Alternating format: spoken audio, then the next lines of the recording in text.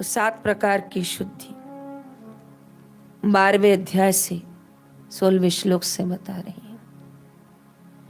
भगवान ने मुख्यतः यहाँ 2 शुद्धि कही है पहले, फिर इसका विवरण करती हूँ।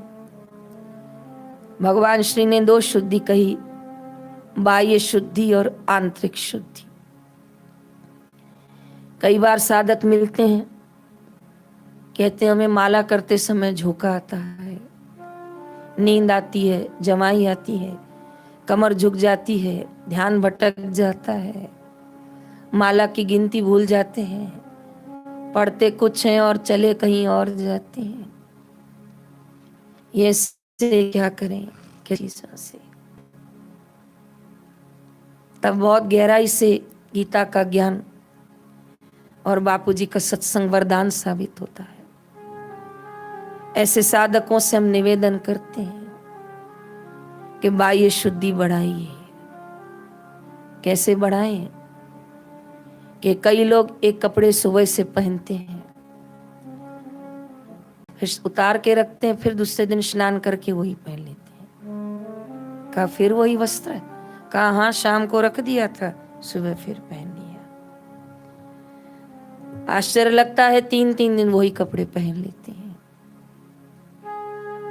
जहां शयन करते हैं उस चादर पर 7-7 दिन वही रहती हैं, वहीं खाते, वहीं सोते, वहीं पीते, वहीं बैठते। भजन कैसे बरकतमय होगा? पूजा का स्थान शुद्ध रखिए, ईशान कोण में रखिए। माला करने से पहले कम से कम झाड़ू बुहारी तो कीजिए, खिड़की तो खोलिए। कई लोग मुझे कहते हैं हमारे मंदिर में दिया जलाओ।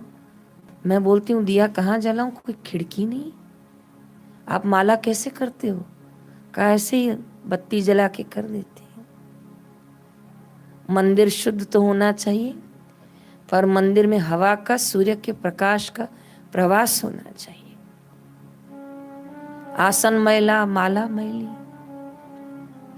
घर के बर्तन सब झूठे, एक ही जगह पड़े हैं, कहां से वजन पड़ेगा बरकत में? ओ आश्चर्य! भगवान को गीता जी में कहना पड़ा बाह्य शुद्धि। क्षमा चाहती हूं, कई बार लोग मुख भी शुद्ध नहीं रखते, इसलिए शास्त्रों में आता है एक दूरी से बात कीजिए। मुख शुद्धि नहीं है। भोजन करके 5 कुल्ला करनी चाहिए, लघु शंका जाना चाहिए, 3 कुल्ला करनी चाहिए, शौच जाना चाहिए, स्नान करना चाहिए, 4-5 दिन बिल्कुल शुद्धि पालनी, सिर धो के शुद्ध हो जाए, फिर रसोई घर में जाना चाहिए। शुद्धता है। जानवर थोड़ी पालेंगे, उसको ज्ञान थोड़ी पाना है, उसको कोई लेप थोड़ी है, शिविर भरने थोड़ी आ रहे हैं। ये सूक्ष्म चर्चा किसके लिए चल रही है? बापूजी के ऐसे सूक्ष्म ज्ञान के बाद चल रही है कि ऐसा सूक्ष्म ज्ञान किस पात्र में उतरेगा? उसी में उतरेगा जिसमें शुद्धि होगी। पहली शुद्धि भावों की शुद्धि।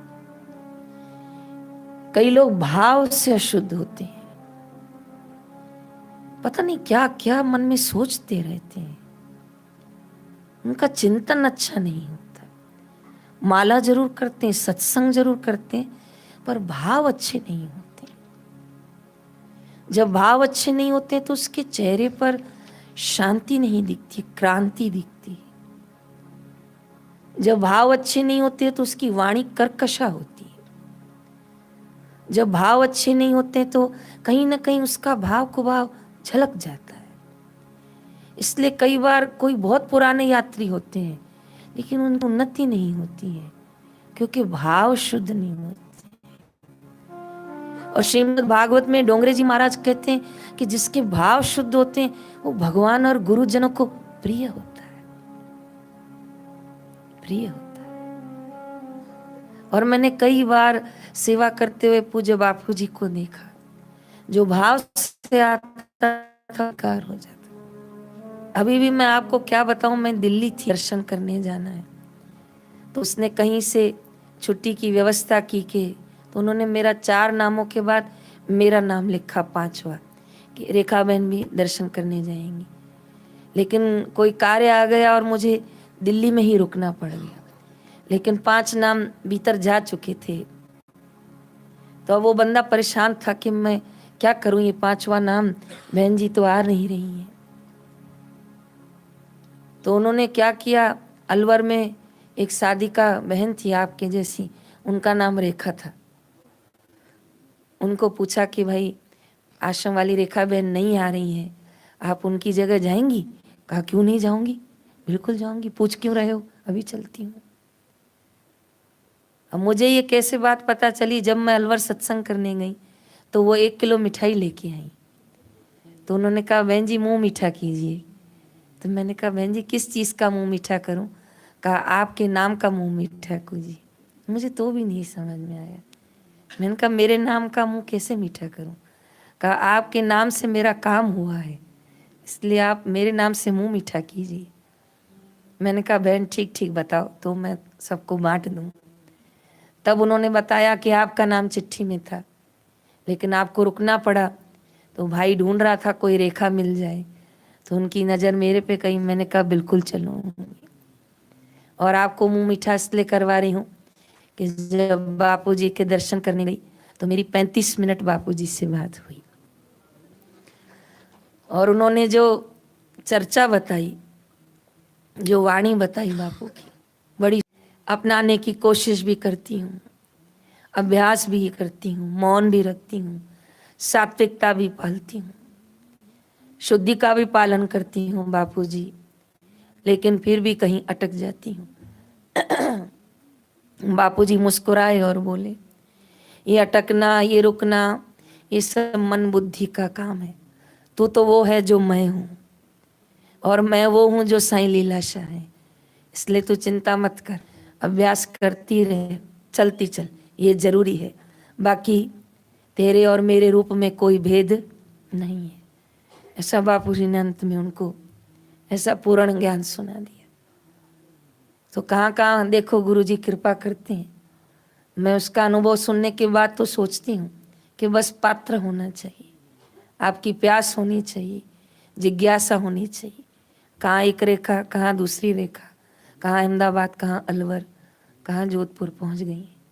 ढूंढ के निकाला, मैं हाथ जोड़ के जा रही थी, उसको बुला के लेके गए कि चलो नाम लिख दिया है, और नाम लिखने वाला उसको जानता था, ले गया। भावों की शुद्धि है। तो रेखा बहन मुझे बता रही थी, मैं पिछले 1 हफ्ते से रोज बापू के आगे दिया जलाकर रोती थी, बापू मुझसे कब मिलोगे, मेरे भावों का समाधान कीजिए, मुझे मार्गदर्शन दीजिए। तो मुझे क्या पता था, नाम पलट कर भी गुरुदेव ले जाते, क्या पता।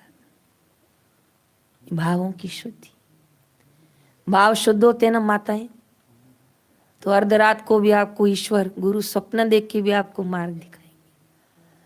भाव शुद्ध होंगे तो 10 शत्रु होंगे, लेकिन एक आपका हितैषी कहीं से बोलेगा ये आपका कार्य हो रहा है। द्रौपदी के भाव शुद्ध थे, बाई मीरा के भाव शुद्ध थे, शबरी के भाव शुद्ध थे। आज घर परिवार में भी कोई किसी का जूठा नहीं खाता, लेकिन भगवान ने उसका भोग लगाया, पाया उसको भगवान। क्यों? भाव शुद्ध थे। कई लोगों की आंखें बोलती हैं कि इनके भाव शुद्ध हैं, और कई लोग बाह्य से बहुत अच्छा अच्छा चल लेते हैं, लेकिन अंदर उनके भाव शुद्ध नहीं होते। और ये जो मार्ग जिस पे आप चल रहे हो ना, ये तो शुद्ध भावों का ही मार्ग है। कहाँ से कहाँ ईश्वर आपको बुला लेगा। पूरे भारत में कितनी महिला साधिका हैं, इस समय यूट्यूब के साधन से कितने लोग देख रहे हैं, लेकिन यहाँ पहुंचे कितने? जयराम जी की भाव थे जिनके। कई लोग रोक रहे थे मत जाओ ठंडी है। आज सुबह 2 लोगों का फोन आया, हमारी टिकट बनते बनते कट हो गई। मैंने कहा देखो तुम्हारे मन में कुछ था क्या?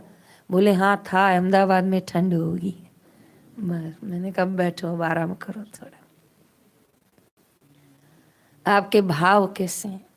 दूसरा, आपके विचारों की शुद्धि। कई लोग विचार से बड़े नेक होते, बड़े नेक, चाहे कर्म पूरी तरह से वो उस तरह धन की कमी के कारण, समय की कारण नहीं कर पाए, उनके विचार बड़े शुद्ध होते। ग्रंथ पढ़ेंगे ऊंचा, कार्य करेंगे ऊंचा, दूसरे को सलाह देंगे ऊंची, विचार शुद्ध है, तुम्हारा भला हो ऐसा मार्ग बताएंगे। विचारों को शुद्ध रखिए। बड़ा सूक्ष्म सत्संग आप तक आ रहा है। विचार शुद्ध है कि अशुद्ध, भाव शुद्ध है कि अशुद्ध, ये जितना हमको पता है ये किसी को भी नहीं पता है। बाहर से तो आपको कोई बड़े बड़े नामों से संबोधन कर रहा है, लेकिन उसके विचार ही आपके लिए शुद्ध नहीं है तो क्या करेंगे। और विचार भी कभी न कहीं, कहीं न कहीं वाणी से प्रकट हो जाते हैं। भगवान ने बड़ा सूक्ष्म रखा है भावों और विचारों को, लेकिन फिर भी ये मुख, ये जीवा कहीं ना कहीं छलका देती है उसको, कहीं ना कहीं वो बात बाहर आ जाती है। इसीलिए विचारों को शुद्धि रखिए। जितने विचार शुद्ध होंगे आपके, उतनी साधना में आपको बरकत पड़ेगी। कई लोग बड़े स्वार्थी होते हैं, अपना काम करके छटक जाते हैं, पीछे मुड़ के भी नहीं देखते हैं। बगल में किसी को बुखार होता है, सोचते हैं सुबह खुद ही चली जाएगी। विचार ही शुद्ध नहीं है। और अंत में तो गुरुजन ब्रह्म विचार करवाते हैं कि सब में किसके दर्शन करोगे? ब्रह्म के दर्शन। विचारों की शुद्धि रखी। नारायण हरि, नारायण हरि 3 बार बोलिए। नारायण नारायण हरि। तीसरी शुद्धि, धन की शुद्धि। कई बार सब कुछ ठीक होता है, विचार भी अच्छे हैं, भाव भी अच्छे हैं, कान्हा को भोग लगता है, ठंडी में ठंडी के कपड़े, गर्मी में कान्हा को पंखे की व्यवस्था, भोजन 3 टाइम, बहुत अच्छे भाव, विचार शुद्ध। लेकिन जिस मार्ग से धन आया है वो मार्ग शुद्ध नहीं है। इसीलिए साधन भजन में मन नहीं लगता। विचार आते हैं कि कुछ और होना चाहिए, पता नहीं आगे क्या होगा, ऐसे वाले विचार उसके चित्त में आएंगे। ये वाले विचार नहीं आएंगे कि दशहरे के दिन कैसी घटना घट गई अमृतसर में, पूरी ट्रेन की पटरियां भरी हुई थी। अभी तो मीडिया वालों ने इसके ओरिजिनल फोटो टीवी पर जाहिर ही नहीं किए। अगर जाहिर करते तो आपकी आत्मा कांप जाती।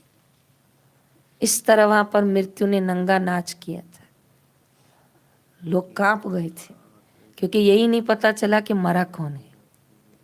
किसी का सिर नहीं मिला, किसी के हाथ पैर नहीं मिले, धड़ नहीं मिला। कैसा है ये? तो उसमें से कितने लोग धन कमाने के लिए ही जी रहे होंगे, लेकिन कहाँ मृत्यु ले गई।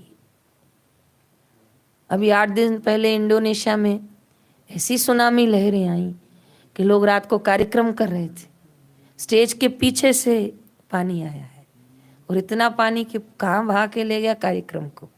लोग सो रहे थे, पानी में सोते सोते चले गए। कहाँ किया धन को? प्रश्न आता है, बहन जी फिर हम कैसे जिए? जीने के लिए परमात्मा का इतना सुंदर विधान है कि भगवान किसी को कमी नहीं रखता, तो ईश्वर भजनानंदी को क्या कमी रखेगा। लेकिन प्रश्न ये है कि हमें संतुष्टि नहीं है उसमें। हमारी इच्छाएं और आकांक्षाएं इतनी ज्यादा हैं कि हमें धन की शुद्धि का नहीं ख्याल है, हमें धन बढ़े इसका ख्याल है। जय राम जी की। धन की मात्रा बढ़नी चाहिए, धन का इनकमिंग बढ़ना चाहिए, किसी भी तरह है, हमें नहीं पता। तो ये धन की अशुद्धि जब हो जाती है तो फिर संतान जो है घरों में इस प्रकार की आ जाती है कि वो हमसे धन लेती रहती है। कई बार उसके रोग में खर्च हो जाएगा, कई बार हमारा सामान, हमारी मिल्कियत हमसे छीन ली जाएगी, हमारी वस्तु हमारी नहीं बचेगी। तो फिर वो धन का अति करने से अशुद्धि आ जाती है। इसलिए लक्ष्मी माता के स्वरूप है, सभी को प्रणाम है।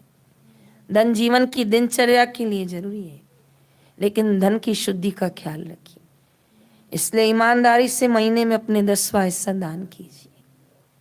कुछ गरीबों को, कुछ पढ़ाई में, कुछ गरीबों की शादी में, कुछ विद्या अध्ययन में, कुछ गौशाला में। माताएं हो, घर की लक्ष्मी हो, धन का कुछ भाग शुद्धिकरण में डालिए। धन की शुद्धि नहीं होगी ना तो घर पे चोरियां होंगी। धन की शुद्धि नहीं होगी तो आपके हक का सामान कई बार छीन लिया जाएगा, होगा आपके हक का तो भी निकल जाएगा। इसलिए धन की शुद्धि रखिए। बहुत गहराई में पति को, बेटे को दौड़ाइए मत, इतना ले ही आ, कैसे घर बनाएंगे, न छोटे में कैसे जीवन जिएंगे, इतना मत दबाओ। प्रार्थना करो, मेहनत करो, सुगमता से धन आए इतना आने दो। उसमें से भी कुछ विभाजन करके दान करिए, कुछ जोड़िए, कुछ वर्तमान में जिए। भागिए मत। बहुत भागने से पता ही नहीं चलता किस रास्ते गाड़ी चली गई। विचारजन्य बनिए। धन अर्जन की मना नहीं है, पर धन अर्जन करके उसकी शुद्धि मिट जाए तो वो आपके लिए दुख का कारण बन जाएगा। भावों की शुद्धि, विचारों की शुद्धि, धन की शुद्धि। चौथी, कर्मों की शुद्धि। कर्म भी शुद्ध कीजिए। मैं आपको क्या बताऊं, बहुत भ्रमण करती हूँ और कई बार ऐसे ऐसे दृश्य देखती हूँ, सच बोलती हूँ, मैं बाहर निकल के कान पे हाथ रख के भगवान से माफी मांगती हूँ। भगवान जाने अनजाने मुझसे कुछ हुआ हो, जी हूँ, मुझे क्षमा करना, पर ऐसे दंडों से मुझे आप रखना नहीं। बड़ा न्यारा संसार, बड़ा अटपटा संसार, जितनी तौबा करूं उतनी कम। पिछले दिनों वलसाड़ गई थी, जिनके घर पे निवास दिया था, बापूजी की अनंत कृपा थी उनके ऊपर, लेकिन नीचे के एक कमरे में उनका एक बच्चा मानसिक तौर से विकलांग था। पैर से नहीं चल पाता, हाथ से भोजन नहीं कर रहा था, कुछ समझे नहीं, कुछ सुने नहीं, कुछ बोले नहीं।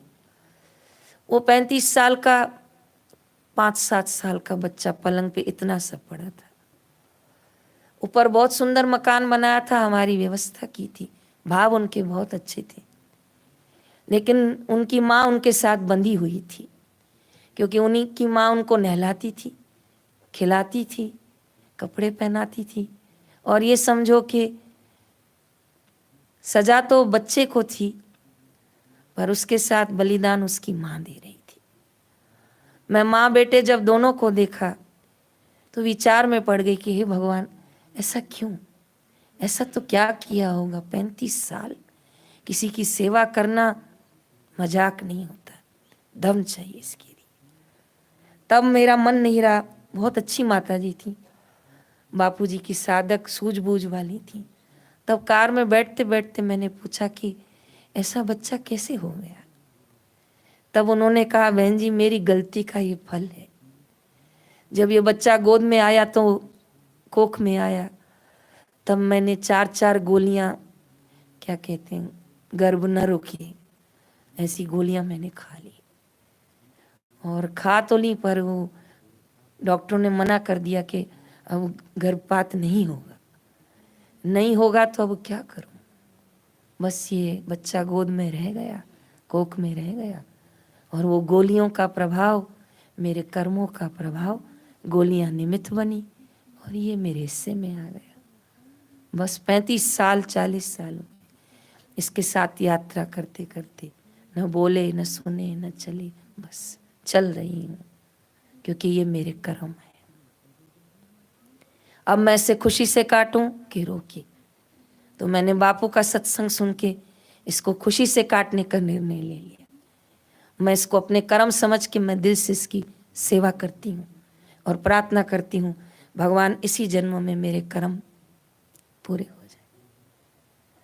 तो कई बार माँ बन के, कई बार बहन बनकर, कई बार स्थान पर अलग अलग परिवार में आके हमें अपने कर्मों का भोग देना पड़ता है। करते समय हम सोचते हैं कोई बात नहीं, थोड़ा हो गया, कुछ नहीं होता है, तो संसार है, चलता रहता है। लेकिन कभी शास्त्रों की गहन चर्चा खोलिए, कभी संसार का भ्रमण कीजिए, पहले समय में साधु महात्माओं को भ्रमण करने के लिए छोड़ दिया जाता था ताकि दुनिया का हाल देखें, वैराग्य बढ़े उनका। और यहाँ तो सब कुछ आपके समक्ष है। तो ये जननी, ये कर्म मूर्ति, अपने कर्मों में सावधान रहिए। जो बीज डाला है वो ही आएगा। सावधान, निंदा किसी की हम किसी से भूल कर भी ना करें। पांचवी शुद्धि, भोजन की शुद्धि। कई लोग चावल में कीड़े घूमते रहते, पानी में डालते हैं, बोले क्या हुआ, बोले डूब के तैर जाएगा, निकल जाएगा। ऐसे कोई शुद्धि ही नहीं रखते हैं। बड़ा आश्रम में हमारे साथ भी कभी कभी घटता है। मेरे साथ एक आश्रमवासी बच्ची थी, हम किसी के घर खाना बनाए तो उसके घर में मसालेदानी में जो सूखे धनिए की पुड़िया मतलब डब्बी होती है ना, उसमें जग जाहिर वो लोग घूम रहे थे ऐसे बिल्कुल। तो मेरे साथ वाली बच्ची ने बोला, बहन जी अंदर हालचाल बहुत बुरा है, जीवित प्राणी भ्रमण कर रहे हैं। मैंने कहा चलो क्या किया जाए, दूध पिया जाए। दूध पी के हम लोग सो गए। और सुबह उठ के हमारे आश्रम के जो संचालक थे उसको हाथ जोड़ा। हमने कहा इतनी ताकत नहीं है हमारी, इतनी परीक्षा मत लो आप लोग। तो ऐसा भी कभी कभी होता है, जीवित प्राणी ही भ्रमण करते हैं वहाँ। तो सोचो भोजन क्या होगा, भोजन खाने वाला क्या होगा। फिर मेरा ना बहुत मन है कि मैं बोले बिना रहती नहीं। सुबह उठ को फिर मैंने उनको धीरे से बोला, माता जी मसालेदानी तो देखिए। तो कहा मुझे दिखता बहुत कम है, क्या था उसमें। मैंने कहा अच्छा आपको दिखता ही बहुत कम है। कहा हाँ मुझे बहुत कम दिखता है, नहीं पता चलता। चश्मा बनाइए, रसोई घर को शुद्ध कीजिए। आप ऐसा भोजन बनाएंगी आपका बेटा भी खाएगा, आप भी खाएंगी। आप कैसे साधन भजन में आगे बढ़ेंगी। बहुत मन था कि नहीं बोलूं, लेकिन अंदर से आवाज़ आई कि ऐसे कैसे हो सकता है। जिसके घर रोटी खाई है, जिसके घर में रात में निवास किया है, जिसको गुरु भाई गुरु बहन बोलते हैं, उसको बुरा लगे तो मैं क्षमा मांग लूँगी, पर मैं सत्य तो बोल के जाऊँगी कि रसोई घर की शुद्धि बढ़ाइए। तो धीमी आवाज़ में मैंने उनको निवेदन किया कि इस तरह आप नहीं करें तो अच्छा। तो भोजन की शुद्धि बापूजी तपस्या काल में थे तब भी रखते थे, बापूजी सत्संग काल में थे तो भी बापू शुद्धि रखते थे। महिला आश्रम में भी रसोई घर के अंदर 5 दिन प्रवेश नहीं होता, रोटी बनाने नहीं आती, उनका भोजन बाहर से अलग हो जाता है। तो पूरा प्रयास जतन किया जाता है, जिस धन से आया वो शुद्ध हो, बनाने वाले का मन भी बोलिए शुद्ध, नहीं तो उसके संस्कार भी हमारे अंदर आते हैं। कई लोग तो घर में 3-3 टीवियाँ रखते हैं, एक तो ड्राइंग रूम में रखते हैं, एक बेडरूम रखते हैं, तीसरी कहाँ रखते हैं, बोले रसोई घर में रखते हैं। वो गाने गाती जाती हैं, खाना बनाती जाती हैं। तो फिर बच्चा मुर्गा कटबाल नहीं करेगा तो क्या करेगा, वही करेगा। अब माँ ही ऐसी है तो हम क्या करें। भोजन की शुद्धि। छठी शुद्धि बताई है व्यवहार की शुद्धि। भाव भीतर है, भीतर है कि बाहर है, भीतर है। विचार भीतर है कि बाहर है, भीतर है।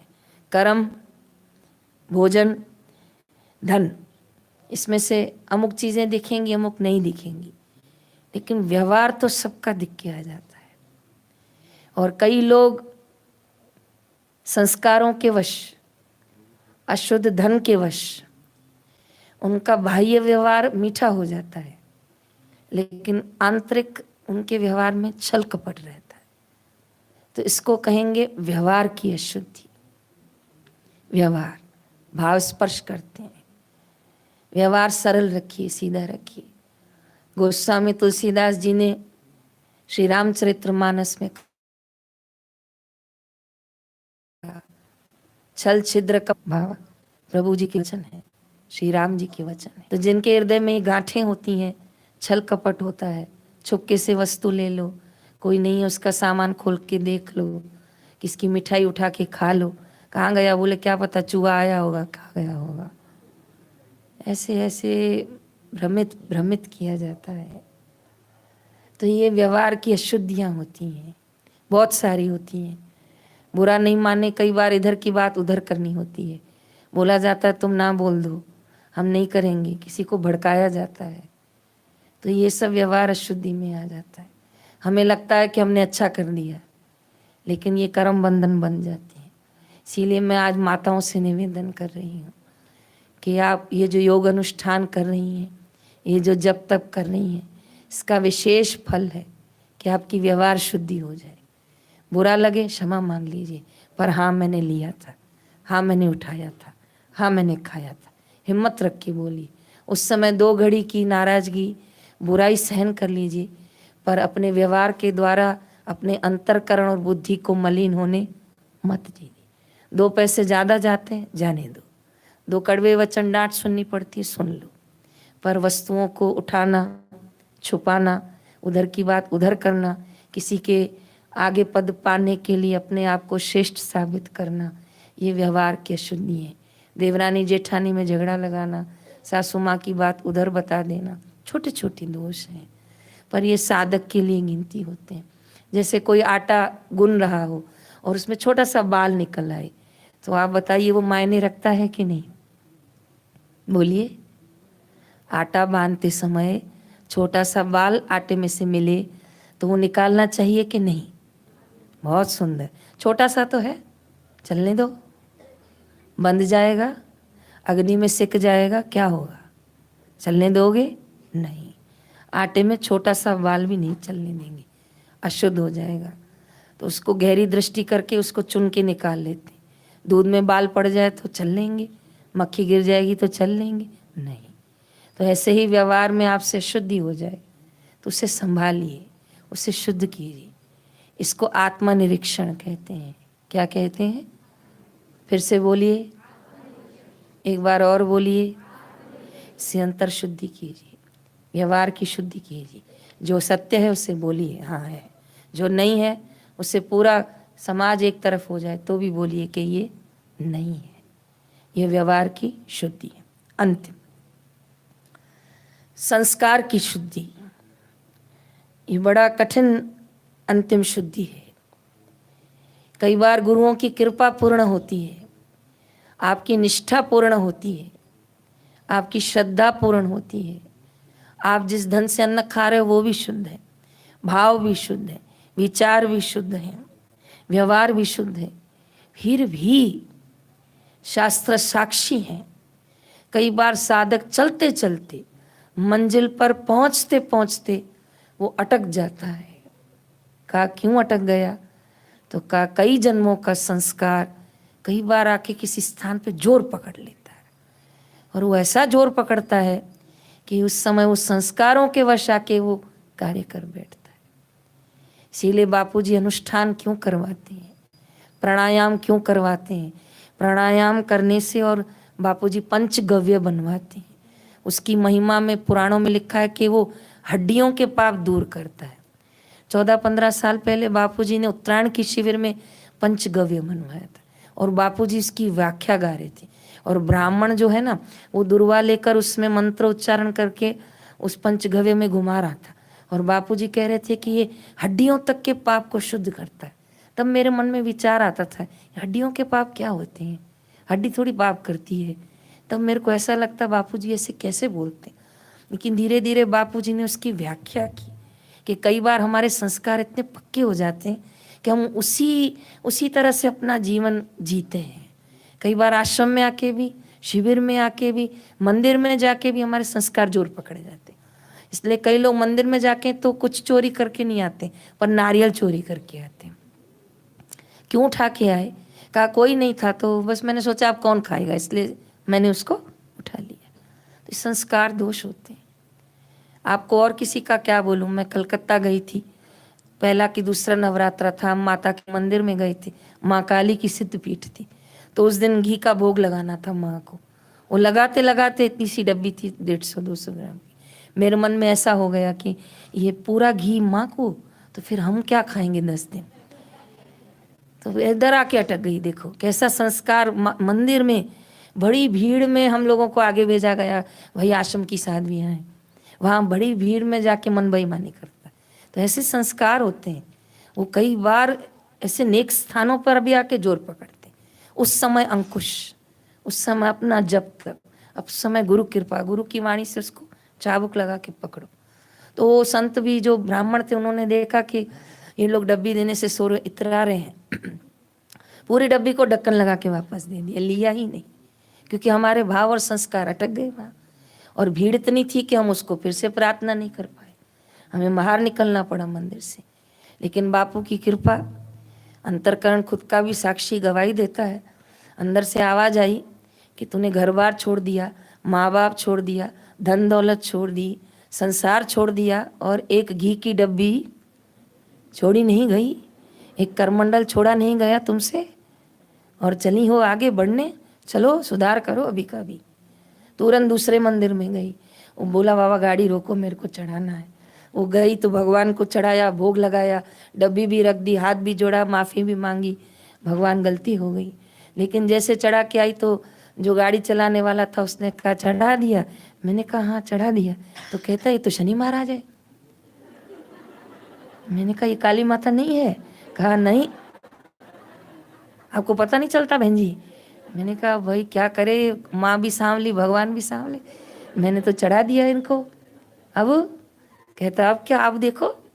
फिर पुजारी को मैंने पूछा महाराज जी मैंने गलती से घी शनि महाराज को चढ़ा दिया है, वापस ले लूं क्या? कहा नहीं नहीं बिल्कुल वापस नहीं, भगवान को एक बार वस्तु चढ़ती है तो वापस नहीं ले। मैंने कहा ब्राह्मण ये पंडित आपने मुझे क्यों नहीं बोला चढ़ाते समय कि ये शनि जी हैं? बोला बहन जी मैं आपको कब से देख रहा हूँ कि दुनिया में ये पहली हैं जो शनि को घी का भोग लगा रही हैं। पूरी दुनिया आती है तेल लगा रही है, एक पता नहीं कौन सफ़ेद कपड़ों में आई हैं, और आज शनि महाराज को भोग घी का दिया, घी का। पर मैंने सोचा ये जाने शनि जाने, मेरा क्या काम, मैं ब्राह्मण, मैं तो बैठा हूँ, अब चढ़ गया अब कुछ नहीं होगा। अच्छा भला किया भाई। फिर 250 रुपये निकाले, फिर उसको बोला भाई मेरा घी ले आओ 200 ग्राम। फिर वो ले आया। मैंने कहा महाराज जी अब ठीक से बताओ माँ कौन सी है? फिर वो माँ काली के सामने मुझे खड़ा किया, फिर मैंने दूसरा भोग रखा, फिर माफ़ी मांगी, और अंदर से आवाज़ आई एक न चढ़ाई ना तो देख तेरे 2-2 ले लिए। तो जो मेरा खाने वाला था वो भी गया, जो मैंने पैसों से खरीदा वो भी गया। आप लोग आज मेरे पे हंस रहे हो, हंस लो, कोई बात नहीं, पर आप भी मेरे पीछे पीछे हो, कहीं आगे नहीं हो। तो कई बार हमारे संस्कार है ना, वो कीमती वस्तु देते समय सोचते हैं पूरी दे दे, खा जाएगा ये, ले जाएगा, ये लेगी तो मैं क्या करूँगी। फिर वो संस्कार वहाँ आके हमारी मति को कुंठित कर लेते हैं, और फिर इंसान देते देते थोड़ा हाथ खींच लेता है, बोलते बोलते रह जाता है। तो ये मन के बुद्धि के दोष हैं। इसलिए आपसे अनुष्ठान क्यों बापूजी करवा रहे हैं, क्यों आपको शिविरों में बुलाया है कि आपके संस्कार दोष ठीक हो, आपके अंतरकरण के हड्डियों तक के सूक्ष्म तंतुओं तक के दोष ठीक हो। क्योंकि ऐसा वातावरण घर में थोड़ी मिलेगा। एक बिल्डिंग में कुकर की सीटी, एक टीवी, एक हॉर्न बजाएगा, एक पीछे आएगा आगे जाएगा। यहाँ तो देखो श्वास ले रहे हैं उसकी भी आवाज़ सुनाई पड़ रही है। तो इतना एकांत, इतनी शांति, साधिकाएं खुद भोजन बना रही हैं, आपकी व्यवस्था, कितना वातावरण पवित्र। तो ये गुरु जी ने आपके लिए क्यों आयोजन किया है कि ये आपकी सब शुद्धियाँ हो जाएं, और जब शुद्धता को पूर्णता प्राप्त करोगी तो पूर्ण शुद्ध ब्रह्म है। जय राम जी की। इसलिए अंत में गाते हैं ओम पूर्णमदः पूर्णमिदं, बस वो शुद्ध है, वहाँ फिर कोई शुद्धि अशुद्धि नहीं है, सभी समावेश होकर गुरु तत्व में स्थिर हो जाओगी। जय राम जी की। तो चलिए 7 शुद्धियों का उच्चारण कीजिए। पहले बोलिए शुद्धि कितने प्रकार की होती है? 2, बाह्य और भीतर। बाह्य की शुचि मैंने समझा दी, आप समझदार हैं, समझ गई होंगी। अब आंतरिक शुद्धि में 7 शुद्धियां हैं। बोलिए भावों की शुद्धि, विचारों की शुद्धि, कर्मों की शुद्धि, धन की शुद्धि, भोजन की शुद्धि, व्यवहार की शुद्धि, संस्कार की शुद्धि। दिन में आप लोगों को यही बापूजी का प्रसाद अपने हृदय में रखिए, कीजिए, 7 शुद्धि का पूर्ण तरह से पालन करने का प्रयास कीजिए। जो साधन करे, जो साधना करे, जो संस्कारों को मिटा के परम सिद्धि में आए, उसी का नाम साधक है। हरि ओम।